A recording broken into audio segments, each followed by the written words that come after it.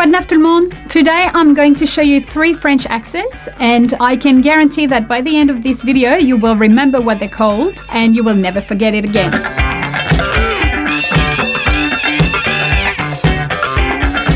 Bienvenue! If this is your first time on this channel, moi c'est Magali.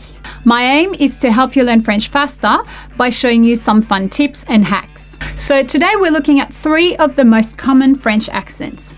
The acute, as in déjeuner, the grave, as in chèvre, and the circumflex, as in forêt.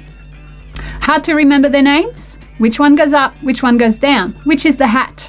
Well, I have this book to help you remember, and it's not what you think. It will only take a few seconds for you to memorize all 3. On y va. A cute little mouse goes up the hill and falls in a grave. In case you missed it, let's watch that again. Acute goes up and grave goes down. Now the circumflex accent, and you can thank one of my ex-students for this one. Circumflex is a very important man, so he always wears a hat. So the circumflex accent looks like a hat. To summarize, acute goes up, grave goes down, circumflex is the hat. And that's all there is to it.